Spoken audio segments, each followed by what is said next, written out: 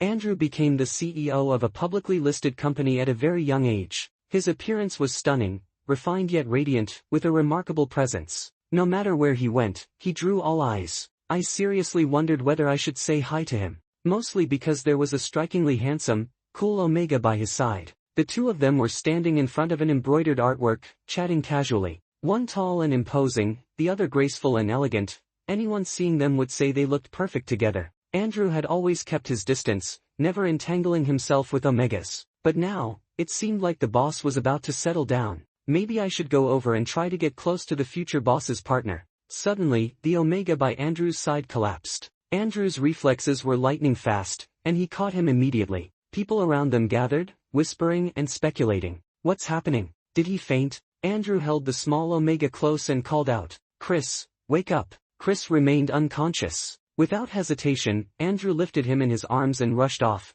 clearly heading to the hospital. Why would someone just faint like that? I wondered if I should follow, see if I could help. Walking out of the museum, I thought to myself, I do have the rare Rh-negative blood type, what people call panda blood. Could it be that Mr. Chris has the same blood type? When I got home, I still felt a bit dazed. I hadn't expected a simple weekend museum trip to turn so strange. I've been interested in embroidery since I was a child, and I often visit embroidery shops in my free time. Recently, the museum was exhibiting a batch of Suzhou embroidery, and I had booked tickets early, eager to enjoy it. I even thought that once I had my own house, I'd hang my favorite embroidery in the living room. While I was lost in these thoughts, my phone buzzed. It was a message from Andrew. "Aaron, are you Rh negative?" My heart skipped a beat. My personal profile does have my blood type listed. Why would he ask this? I replied cautiously, "Yes, boss. Is something wrong?" After a long pause, he answered, "Nothing." Then another assistant, David, sent me a private message.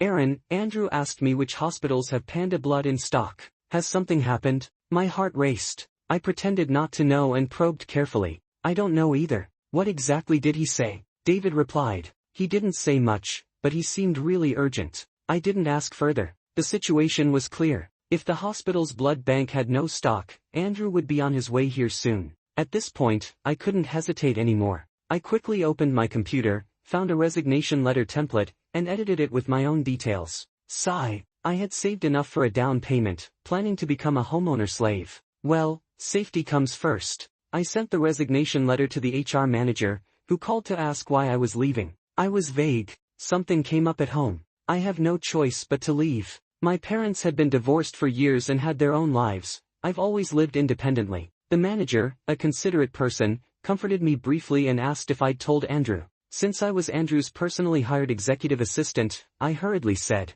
"I haven't told Andrew. He's been too busy lately. Could you please pass it on to him?" Sure.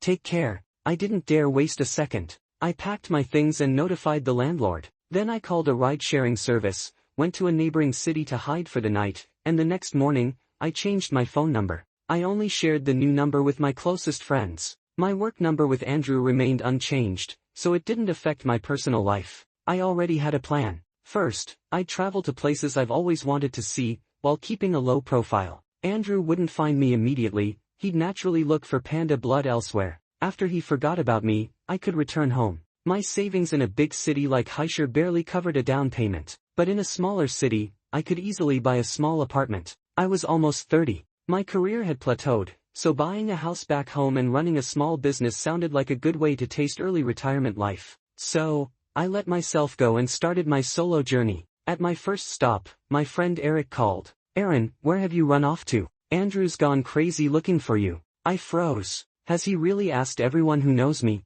I wondered silently, if Andrew couldn't find panda blood, had I delayed Chris's treatment? Eric said, "Yeah, he's asked everyone." "What happened? Why didn't you tell him about resigning?" I shrugged it off. "Nothing much, I just suddenly didn't want to work here anymore." I warned Eric, "Don't tell anyone where I am." "Don't worry, you know I never spill." But Andrew's side is in a panic. He's so desperate he hasn't even gone to the office. I'm afraid he might call the police next. I thought, seriously, I resigned properly. Panda blood isn't that rare. If he wants it, he can find another source. I said calmly, "Don't worry, I'm no longer employed by him. If he can't find me, he'll give up." Really, but he seems the type to not give up easily. I said goodbye to Eric and absent-mindedly headed toward the sites. I finally felt free to enjoy my travel. That evening, I went to a trendy restaurant for dinner. While I was eating, the alpha at the next table suddenly flipped the table over. I hadn't even realized what was happening when all the Omega customers and staff in the restaurant covered their noses and rushed outside.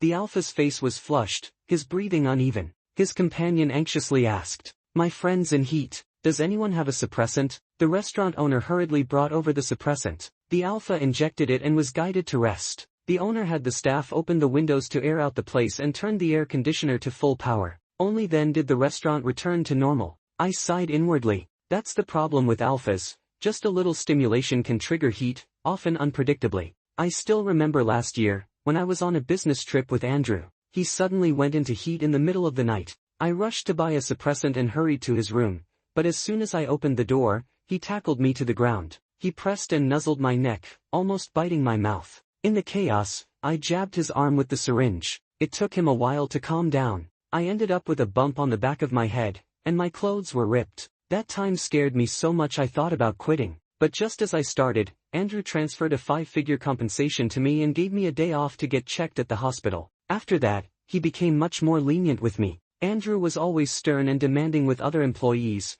but with me, he rarely raised his voice. Small mistakes were overlooked. He never held me accountable. Colleagues even joked that he only smiled when talking to me. At the time, I thought, where could I ever find a boss this good? I'll follow him to the ends of the earth. But then, that future boss's partner appeared, and my good days were over. I'm naturally optimistic, though, so I quickly put these worries aside. After traveling for over half a month, I decided the time was right to return to my hometown, Hachung. My dad had left me a small apartment, old and worn, but in a prime location and still in the school district. Before buying a new house, I decided to stay here. Once settled, I contacted the landlord to have some of my things sent over. The next days were spent either visiting real estate offices or doing market research. My neighbor John, who has known my parents for years, recommended I rent his shop to sell breakfast. The day I came home, he grabbed me before I even entered. "Aaron, seriously, I'm not trying to trap you. Go look around the street in the morning,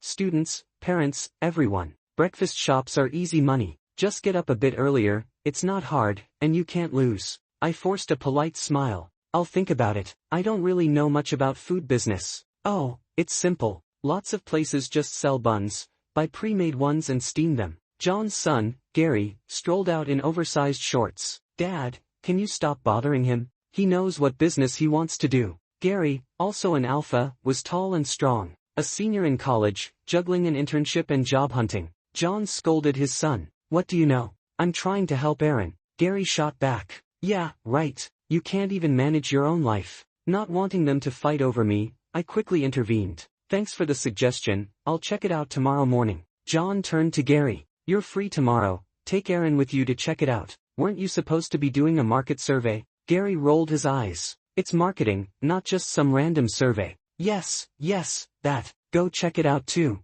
The father and son were amusing, and I couldn't help but smile. The next morning, Gary and I went to a breakfast shop near an elementary school. It was packed early, shop owners were spinning like tops to keep up. Gary went professional, analyzing scale, business direction, and more with me. Afterward, we walked around the neighborhood, and soon it was noon. I offered to treat him to lunch. He waved it off. "Don't make it a hassle. Come to my place. Just add an extra pair of chopsticks." I couldn't refuse and agreed. As we walked and chatted, a motorcycle suddenly roared past me. Gary reacted instantly, shielding me. The bike nearly hit me but sped off without looking back. Gary cursed angrily. "Are you blind? Do you even know how to drive?" I hurried to calm him. "It's okay. I'm fine. Don't bother with people like that." Gary gently guided me down a side street. "Aaron, let's go this way." "Thanks," I said with a smile. Then a low, hoarse voice came from nearby. "Aaron." It hit me like thunder. I turned in shock. A man in a stylish stand-collar wool coat, face cold and stern, was staring at me. My mind went blank. It was Andrew.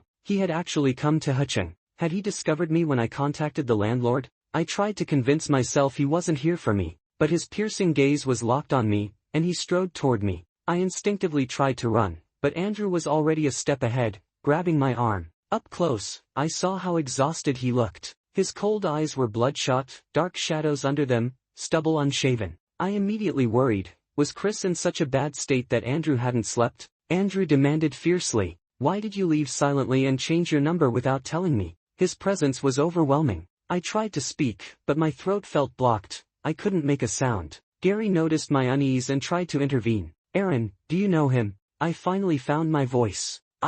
Before I could finish, Andrew's gaze darkened as he turned to Gary. And you are? Two alphas facing off. The tension was instant. This audio is originally produced by the YouTube channel, Omegaverse Tales Studio. Please credit when sharing. Gary stood his ground. Why do you care? What business do you have with Aaron? Can't you see you scared him? Seeing the tension escalating, I quickly stepped between them. Gary, this is my former boss. Andrew, this is my neighbor's kid. I clarified their identities, but the air remained tense. Gary thought for a moment. Former boss. Andrew's tone was icy. I never agreed to your resignation. My heart skipped. Was he going to drag me back to donate blood for Chris? After all this time, he still hadn't found a donor? I stammered. Andrew, according to labor law, I have the right to resign. His Adam's apple moved as he suppressed something, lowering his brows. He exhaled, softening slightly. Come back with me. We need to talk this through. Come back with him. A mental image flashed, me strapped to an operating table, Andrew holding a huge syringe, face twisted as he drew my blood. I jumped in fright. I won't go back. I've already resigned. Andrew, please let me go. Andrew's face darkened instantly. He clamped my wrists without a word. You have no choice. He dragged me toward the luxury car parked nearby. I stumbled along, powerless. Andrew, please, let's talk this out. Gary roared. Let go of him. Gary caught up and swung a punch straight at Andrew's head. Andrew dodged to the side, pushed me out of the way, and kicked back in retaliation. The two of them exchanged blows like they were reenacting a street fight. They were evenly matched, and only then did I snap out of it and rush to stop them. Stop! Both of you, calm down. Some kind-hearted bystanders also came running to break things up, and it took all of us a while to finally separate them. Half an hour later, inside the police station, Andrew and Gary signed a settlement agreement under the officers' mediation, both claiming they wouldn't pursue each other's responsibility. Since all of this started because of me, I went to John's house after we got home to apologize in person. John generously said it was all a misunderstanding and scolded Gary for being too impulsive. Gary clicked his tongue unhappily, and the father and son went back inside. Andrew stood behind me the whole time, face dark and tense. The heavy pressure he radiated made me too nervous to turn around. I forced myself to face him with a stiff, flattering smile and gently reminded him, Andrew, maybe you should head back early. It's not safe to drive so late at night. Driving from Hachung back to Hachung took 6 or 7 hours. I was really just thinking of him. Andrew said in a low voice, You're coming back with me. I scratched my head in distress. It wasn't convenient to talk at someone else's front door, so I had no choice but to bring Andrew to my place. I poured him some tea and stated my stance again. Andrew, I'm not planning to return to Hachung. I've already decided to stay here and build my career. Then give me a reason. Andrew said, then added on his own. If it's about the workload or the salary, just say it. I can adjust anything. It was hard to imagine a boss lowering himself this much just to keep an employee. But knowing he was doing all of this for Chris, I couldn't feel moved. I wanted to tell him to find another donor, but it felt like dumping the problem on someone else, and my conscience couldn't handle that. So I said firmly, Thank you, Andrew. I'm not dissatisfied with anything. It's just personal. I don't want to stay in your company anymore. His voice suddenly rose into a near shout. You don't want me anymore? I froze. Andrew instantly corrected himself. I mean, you don't want your career anymore? Didn't you say you wanted to buy a house and a car with your own effort, that you wouldn't date until you achieved that? I vaguely remembered telling him something like that during casual conversation, but I didn't expect Andrew to take it to heart. My original plan was to get a mortgage before turning 30, then buy a little car, and then think about marriage and kids. But things had changed, and staying alive was more important now. I murmured, I can still achieve those goals here in Hachung. Something seemed to cross Andrew's mind, and his gaze turned cold. You insisted on coming back. Is there someone here you can't let go of? I was stunned. Where did that leap of logic even come from? I shook my head frantically. No, absolutely not. Then his phone rang sharply in his pocket. He pulled it out impatiently, and it slipped to the floor. The caller ID said Chris. I stopped breathing. 6. Andrew picked up the phone and turned away from me. Hello? I'm out right now. Chris said something on the other end, but I couldn't hear it. Andrew replied, Just handle it first, I'll bring him back. Him. He meant me. My nerves tightened again. Chris must be feeling unwell and urging Andrew to hurry back. And Andrew promised he would take me back for a transfusion. Andrew hung up and turned around to speak, but I cut him off immediately. Andrew, I'm not going back with you. Please don't force me. He gripped his phone and asked in a pained voice. Why? What exactly are you dissatisfied with about me? I threw caution to the wind. Everything. I didn't sign a contract with you for life. Why can't I even leave? Andrew sucked in a sharp breath, his face went pale, and he clutched his chest as he stepped back. His eyes looked strangely wounded, as if I'd said something cruel. Guilt pricked me, but to stop a disaster from happening, I had to be clear. I pointed at the door. I've made myself clear. Please leave. Stop bothering me. You don't want to make a second trip to the police station today, do you? I was warning him. If he kept pushing, I wouldn't hold back. Andrew's breathing turned shaky. He gave me one last, deeply wounded look, then slowly turned away and walked out with heavy steps. The moment the door closed, I exhaled in relief. Finally, the Buddha statue was out of my house. After being busy all day, I hadn't even eaten lunch. I made instant noodles to fill my stomach, then collapsed into bed and slept like a rock. When I woke up, it was already evening. With nothing left in the fridge, I threw on a coat and went downstairs to the fresh food market. But the moment I stepped out of the stairwell, I saw Andrew's luxury car parked on the roadside. Oh no, he hadn't left. I shrank back immediately and peeked through the corner like a thief. Through the window, I could vaguely see Andrew sitting in the driver's seat, talking on the phone. Was he planning to wait there all night? Stubborn man. My chest tightened a little. Did he like Chris that much? Enough to go this far? Forget it. I was just a beta. I didn't understand the bond between an alpha and an omega. Some highly compatible AO pairs would even risk their lives for each other, or so I'd heard. I went back upstairs and decided to order takeout instead. Night fell, and the temperature dropped sharply. The wind howled outside the window. I woke up from the cold, checked my phone. It was 2 a.m., and the forecast said it would snow. I suddenly thought of Andrew. Was he still down there? Curious, I went to the balcony for a look. He was. His car engine was still running, probably for the heater. I muttered, is he crazy? If he has this much time, why not go look for another donor? I shut the curtains and went back to bed, but I couldn't sleep. My mind drifted to news stories. People who fell asleep in their cars with the AC running and ended up with carbon monoxide poisoning. Andrew wasn't stupid. He wouldn't endanger himself like that, right? I told myself. I'm overthinking it. He wouldn't. I forced my eyes closed, but kept tossing and turning. Snow started falling outside. Thinking of Andrew in that sealed car, I finally snapped. I sat up, frustrated. As I put on my coat I muttered, that idiot, why doesn't he just get a hotel? He better not freeze or suffocate under my building. Wearing my fluffy house slippers, I ran out the door. 7. Snow fell in a mix with drizzle, like scattered pieces of jade. The street was mostly hidden under a blanket of white. I hurried to Andrew's car and tapped on the window. Andrew, are you there? No response. The interior was pitch black, and I couldn't make out anything. I cupped my cold hands together, breathing onto them, then turned on my phone flashlight to peer inside. Andrew was lying in the back seat, curled up, his coat still draped over him. Was he alive? Anxious waves rose in my chest, and I pounded on the window harder. Andrew, wake up.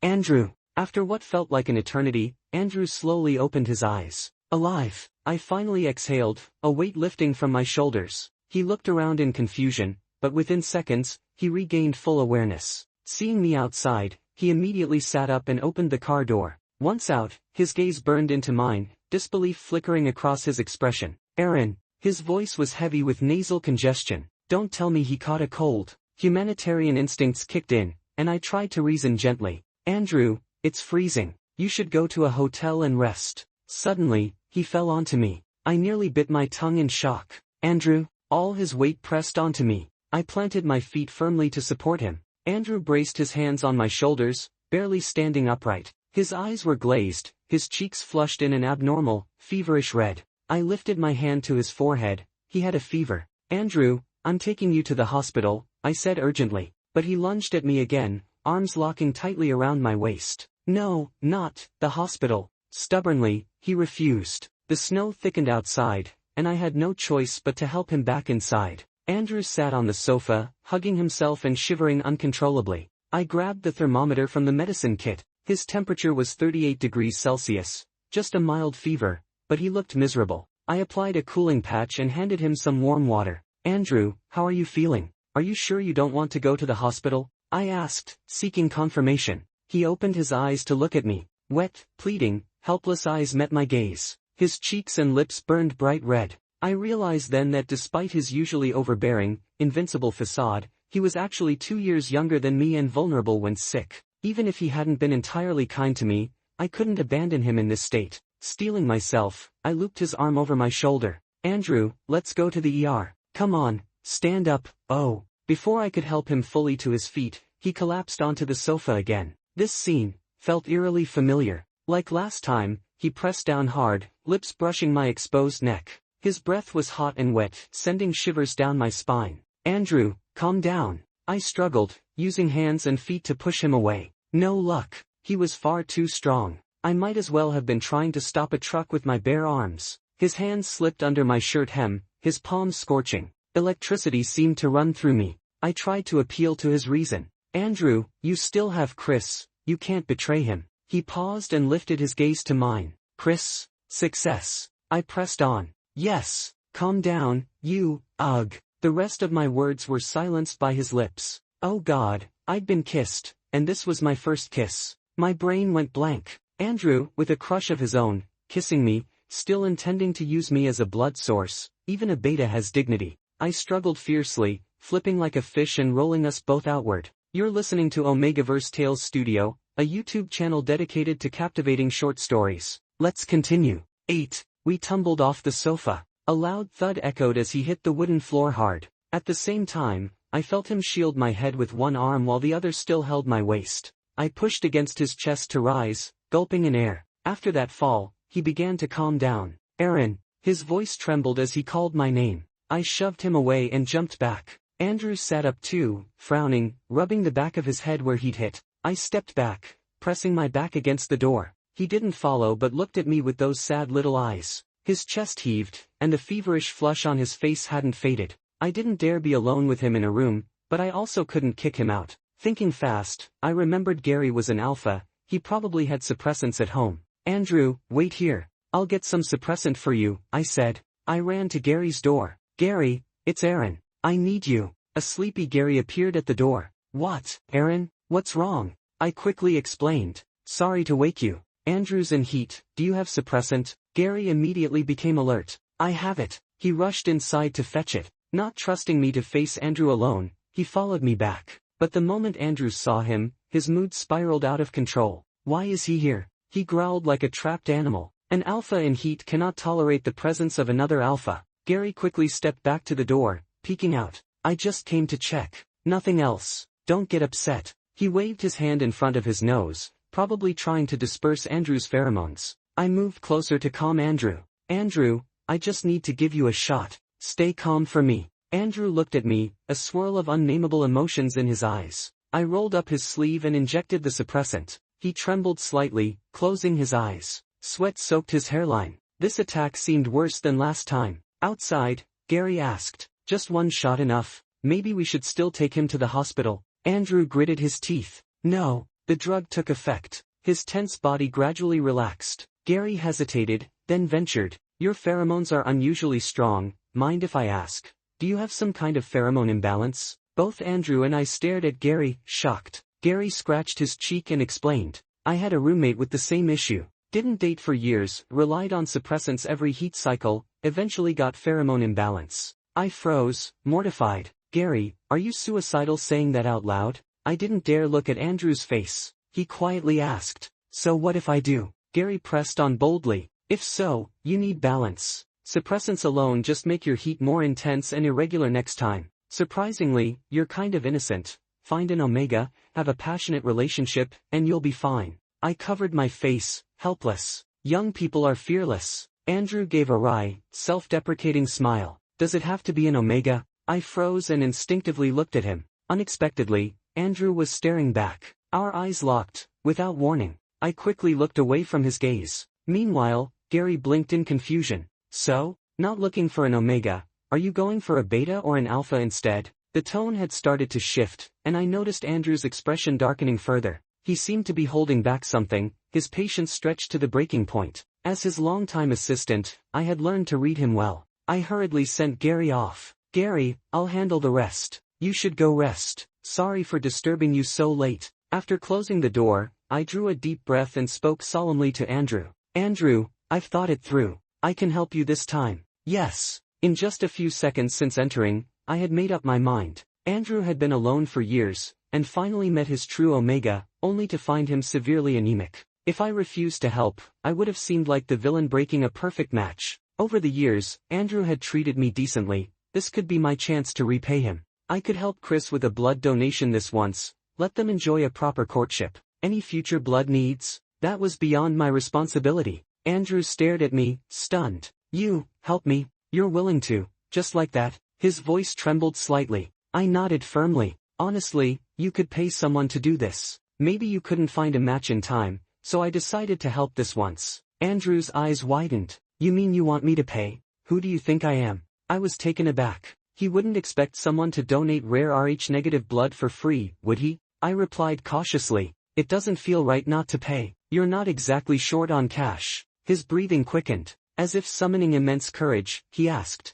And you? You're helping me, for money too? I stammered. If you insist, you could give me a little compensation, enough to buy some supplements, whatever you want. It embarrassed me to ask, but Andrew's expression twisted into something fierce. He ground his teeth, nodding. Fine, at least you want my money. That proves I'm not worthless in your eyes. What was he mad about? I was helping him save the person he loves, and he was offended. I felt a pang of disappointment. I might get a blood donation certificate at least. Andrew was rich. Did he really need to squeeze me for free? He was being stingy. Well, who am I to complain? I was the one who offered to help. I muttered. Given our relationship, I don't mind not taking money. Others? Not so easy. Next time, find someone else. Andrew's gaze turned cold. You still want me to find someone else? I hadn't done anything wrong, yet his aggressive eyes made me falter. Why yeah, you can't just rely on me alone. I still want to survive. Andrew stayed silent, fists clenched, brows lowered, emotions unreadable. I glanced at the clock, almost 6. If we left now, we could reach Heist City by afternoon. I asked, Andrew, shouldn't we leave now? He snorted. No need, right here will do. Here? How? Before I could finish, he suddenly scooped me up in a horizontal carry. 10. My voice stuck in my throat. Andrew strode to the bedroom, carrying me. Once I was laid on the bed, he loomed over me like a wild beast in heat. I finally realized things had spiraled out of control. Andrew, what are you doing? Didn't you take the suppressant? I struggled, trying to push his hands off my clothes. He sneered coldly. What? Didn't you say you'd help me? He yanked my sleepwear open so violently that the buttons flew off. This was a huge misunderstanding. I shouted hoarsely. Andrew, I meant to help Chris with blood donation. Blood donation for Chris? He paused, then grabbed my wrist, voice low. What does Chris have to do with this? Why are you bringing him up? I'm not. Andrew, stop. I couldn't even finish a sentence. He dominated me from daytime into evening. From resistance to resignation, I cried and shouted until my throat went hoarse. I didn't understand. I thought I was just donating blood. How did it become giving myself? Andrew was supposedly devoted to Chris. He wasn't even in heat, so why vent on me? Afterward, I developed a mild fever and collapsed into sleep. Great, my interference had shifted all Andrew's pain onto me. Later, I saw him sitting at the bedside, holding a tube of ointment, applying it to me. The events of yesterday flashed before my eyes. I blushed furiously, wishing I could disappear. Cough, cough. I tried to speak but my throat burned. Each cough jolted an indescribable part of me, sending tears and sharp pain shooting through my body. Andrew patted my back, both tender and reproachful. Rest. Don't speak for now. I couldn't not speak. I needed to understand the situation. Rubbing my throat, I found my phone and decided to type my message. His tone instantly froze when he saw me pick up the phone.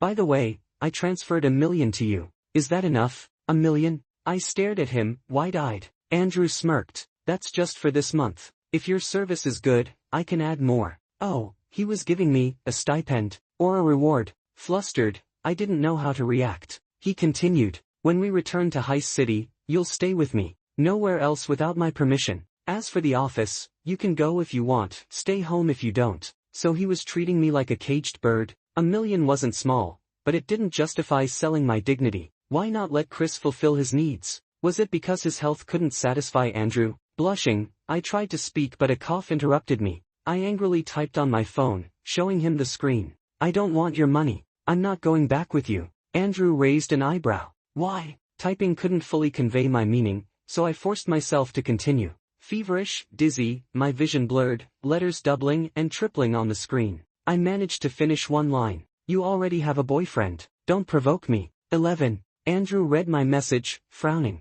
Who told you I have a boyfriend? He asked, displeased. I kept typing. Just 2 words in, a wave of dizziness hit me. The phone slipped from my fingers, and I toppled onto the bed. Andrew panicked. Aaron. Through a fog of confusion, I saw him wrapping me in a blanket, then carrying me downstairs. I was rushed to the hospital emergency room. The doctor explained that my wound had become inflamed, combined with severe fatigue, causing fever and fainting. Where exactly the wound was, anyone who knows would understand. The doctor subtly reminded Andrew to restrain himself. He nodded guiltily. I'll be more careful next time. Next time. I thought. Alphas were terrifying. If Andrew had taken advantage of me during his heat, would I even have survived? That million, it was practically buying my life. If I agreed to donate blood for Chris, would that mean I wouldn't have to serve Andrew in other ways? Why was my life such a series of deadly transactions? After 2-4 drips, my fever broke and I regained some energy. Andrew had gone to get medication, leaving me in the hospital bed for observation for another half hour. I was contemplating how to make Andrew leave me alone. Suddenly, chaos erupted outside the ward. A man shouted loudly, "Let the director out. My father is dead because of your negligence. You owe me an explanation." I thought, is this a hospital riot? The man was furious, spitting curses, throwing things. A woman screamed sharply. Others tried to calm him. "Sir, please calm down. Put down the knife, let's talk." The man roared, "Don't come near, or I'll kill her." Judging by the volume, it was right outside my ward. I prayed silently, "Please don't come in." But Murphy's Law hit me. Of course, the worst-case scenario happened. Footsteps approached, and the ward door was violently pushed open. This story is exclusively produced by the YouTube channel, Omegaverse Tales Studio. If you enjoyed it, don't forget to subscribe. A menacing alpha barged in, holding a butcher knife and a nurse hostage. I froze. I was alone in the ward, unable to move. The attacker had one hand around the nurse's neck, the other holding the knife, facing the security guards outside. "Don't come closer, or I'll kill her." The nurse's legs weakened. Her face turned purple under the pressure, struggling to breathe. No one noticed me. I could have played dead, but a voice inside screamed, "Aaron, you're a man. You can't just sit here." Seeing that the attacker hadn't looked back, I quietly slipped off the bed. I scanned the surroundings and spotted a trash bin near the bedside. A plan formed in an instant. I grabbed the trash bin and rushed toward him. Speed is the ultimate weapon. I leaped and slammed the trash bin over his head like a dunk. 12. Caught off guard, he loosened his grip on the nurse. I grabbed her and pushed her aside. As he pulled off the bin, the security guards lunged with riot forks. The attacker was pinned to the ground, his knife flew out. In the chaos, a sharp pain shot through my arm. I looked down, there was a cut, my arm had been slashed. From the crowd, I heard Andrew shouting, "Aaron!" I stood frozen, clutching the wound. "Aaron!" Andrew's eyes were bloodshot as he ran to me.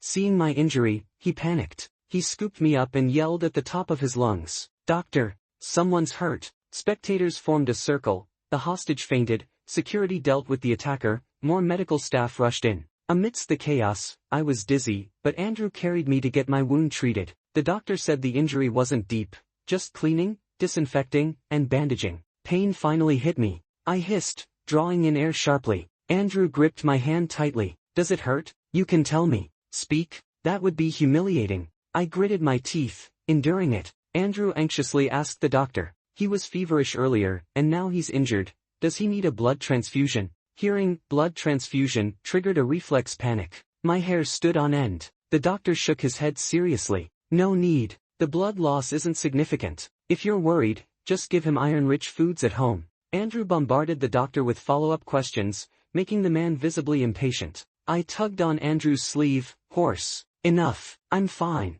Andrew thanked the doctor, then carried me again. Though it was just a cut on my arm, he refused to let me walk. Back home, he cooked and made soup. I stood dumbfounded, watching Andrew wearing my apron, bustling in the kitchen. Right, he had studied abroad in college and couldn't adjust to foreign food, so he mastered cooking. He'd just given me $1 million and was now serving me. What had I done to deserve this? But I was utterly exhausted, physically and mentally. One wave of chaos ended, only for another to hit. My heart felt like it might burst. Andrew brought out 3 dishes and a soup. I was astonished. "Thank you, for all this." He ladled soup into my bowl. I accepted it silently, bowing my head as I ate. Why was he treating me so well? Wasn't I just a blood donor? Wasn't I supposed to be his golden caged bird? To avoid further misunderstanding, I decided to speak openly. Andrew, what exactly is your relationship with Chris? Andrew paused, brow furrowed. You keep mentioning Chris, have you misunderstood? I was just having a custom embroidery piece made for him. Embroidery? I was taken aback. Andrew sighed. I wanted to surprise you, but now it's spoiled. You like embroidery, right? For your birthday later this year, I thought of having him make a custom piece for you as a gift. I never expected the truth to be so mundane. So, that day at the exhibition hall, you were discussing embroidery? Exhibition hall? You saw us? Yes. You were talking and laughing with him. After he fainted, you even held him. 13. Andrew finally had a sudden realization, like a splash of cold water to the face, and he exploded in frustration. Chris is the heir of a master of Sioux embroidery. That day, I went specifically to discuss a custom piece with him. He fainted from anemia, and I took him to the hospital. The doctor said he had Rh-negative blood, panda blood, and there was none in the blood bank. I remembered you also have panda blood, and I worried you might end up in the same situation, needing a transfusion with no supply. That's why I wanted to check with you. My vision went black. What? I thought, you were asking me to donate blood for Chris. Andrew looked utterly incredulous. How could that be? Who is he? Why would I have my wife give him blood? Why you? My cheeks burned red as if on fire. Who's your wife? I asked again. So when Chris called and you said to let him go first, you meant let him start the embroidery first? Exactly. The piece is huge. It takes 6 months to complete. You disappeared out of nowhere, and Chris even asked me if you didn't come back, would we cancel the order? Andrew's voice grew increasingly aggrieved as he spoke. My heart wavered wildly. So all this time, it wasn't some misunderstanding on his part. Andrew had been seeking me out because he cared about me. The big boss actually noticed me, but somehow it still felt surreal. I cautiously asked, so, you really feel something for me? Andrew grabbed my hand firmly, eyes unwavering. I only like you. The hand he held tingled all over. I quickly pulled it back, half in disbelief. Why do you like me? I'm just an ordinary beta. Andrew muttered under his breath. I was going to properly confess on your birthday, but you forced me to admit it early. I gawked. Wait until your birthday. Just say it now. Don't toy with me. Andrew pulled out his phone and opened a photo album for me. It was full of pictures of me, many from high school. I was stunned, and Andrew explained. We went to the same high school. I developed late. In first year, I was a short little guy, and classmates bullied me. Once, they locked me in the gym equipment room. You saved me. I racked my memory, vaguely recalling it. Andrew continued. Since then, I paid special attention to you. You were kind, always smiling, got along with everyone. I liked you more the more I watched. My heart kept fluttering. I felt my face turn crimson. Andrew sighed, a tinge of regret in his voice. Unfortunately, in second year, my dad transferred me to another school, then sent me abroad. I thought I'd never cross paths with you again. Until 4 years ago, when you applied to my company, I recognized you immediately and made sure you became my secretary. All I could do was mutter. You really endured a lot.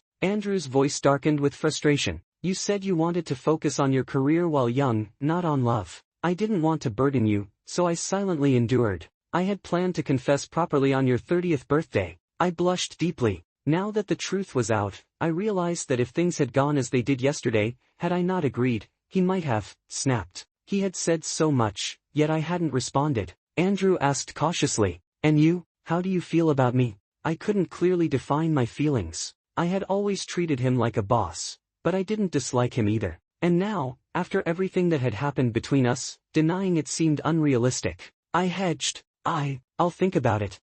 Maybe I should give the $1 million back. Andrew immediately shook his head. You're already mine. I'll take responsibility for you. Don't even think about being with someone else. I sighed helplessly. I never said I wanted someone else. I just need time to accept this. Andrew nodded resolutely. That's fine. As long as no one else is in your heart, one day you'll accept me. And just like that, I inexplicably ended up back in Hachung City, moving into Andrew's spacious apartment, and inexplicably sharing a bed with him. On my 30th birthday, Andrew presented me with a Sioux embroidery screen depicting 100 birds paying homage to a phoenix. I was deeply touched, and in a heady moment, I accepted his marriage proposal. Well, he definitely knows how to handle me.